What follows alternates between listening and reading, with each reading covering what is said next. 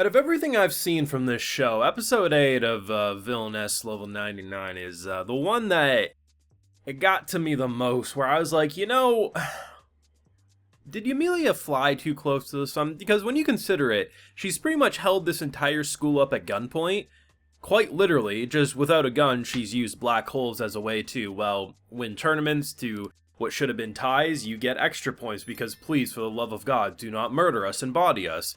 To what we just saw with her pregnancy, which she comes to school with a dragon egg, and she says, "This is my child." And here's the thing, while I didn't expect her to actually lay a dragon egg, I didn't think we were going to have a Shrek situation with donkey and dragon, and it was just a very questionable marriage in childbirth. I still was like, well, she's pretty much tapping into the dark arts. Who the hell knows what type of weird spell casting might have happened? And the way that she stole this plotline from someone who is supposed to infuse an egg with angelic aura and give, quote-unquote birth, or at least hatch a dragon that would be noble and pure, into some walking terror abomination that she now is terrorizing the school and the general surrounding village with. And Patrick is just left being like, I'm committed. I'm still gonna try.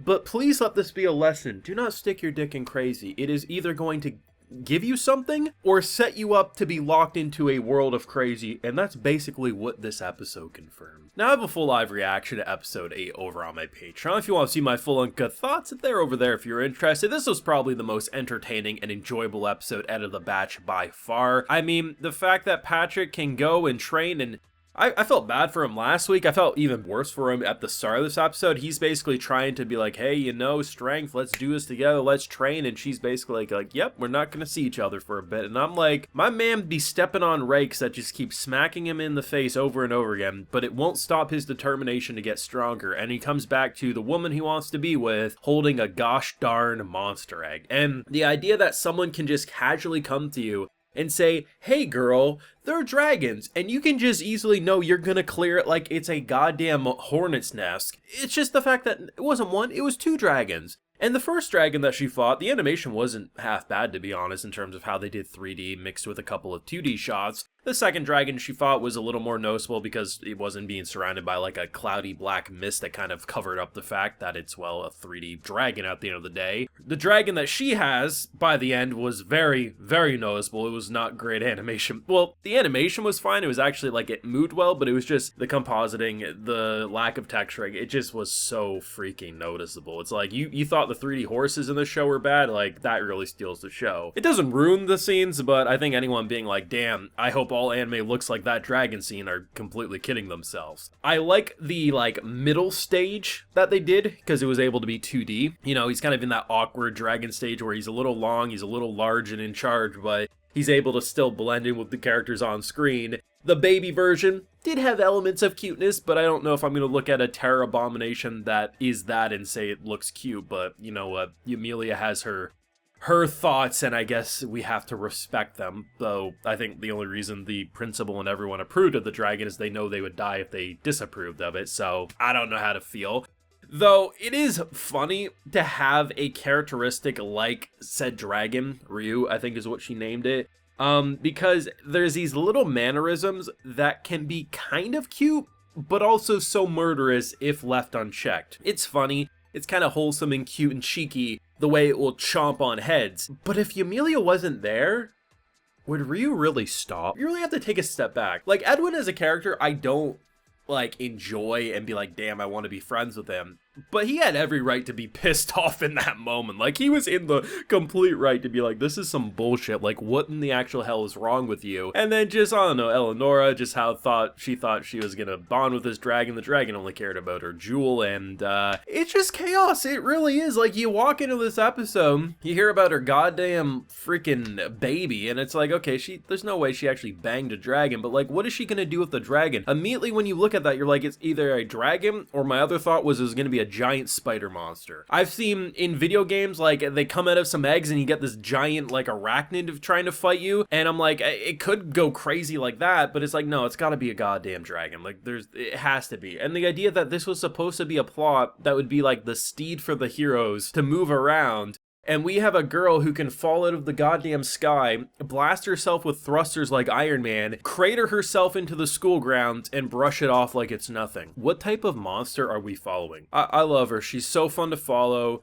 She actually does have an element of sweetness, but god damn, she cannot read a room to save her life. And like I said, my boy steps on rakes. He thinks he's getting a confession. Let's say it at the same time. And I'm like, no, bro. Please, for the love of God, don't do this. I want to go ride on this. It's like... the secondhand embarrassment that you can feel is next level. But I am excited to have something that insane, because these are the types of moments that let you come up with numerous, potentially unlimited scenarios. Because she could be sitting in class, and that dragon's just going to poke its head through the window. And she's going to be like, oh, why is everyone looking all scared?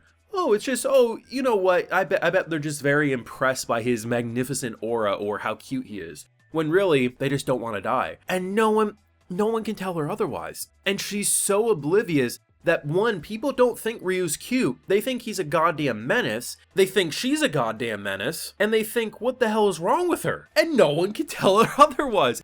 And the worst part is she keeps using black holes. Sure, she uses the black hole to deal with the dragons, but just think of the random farmers in the area who aren't told by their lords previous to this that there's gonna be some demonic woman launching hell's pit in the sky. I love this show. It is so goofy and silly and fun, and I really enjoy the dynamic between Patrick and Yumiella, because I root for these two lovable idiots, even though our boy should find something more sane. But you know what? He's locked in, and whatever she's doing, everyone's going to be level 99 who has importance to this plot, it seems, because, well, you know, we got the heroes, or at least the three central main leads that are male leads that were supposed to be main leads in the game, who are probably going to have to, like, propel themselves. I mean, one of which was already, like, level 30 or something like that during the tournament. Patrick, who is probably normally just a random side character, is going to maybe become the strongest of them all. Who knows? I like it, but it's like, the fact that you can look a Villainess level 99 fan in the face and be like, so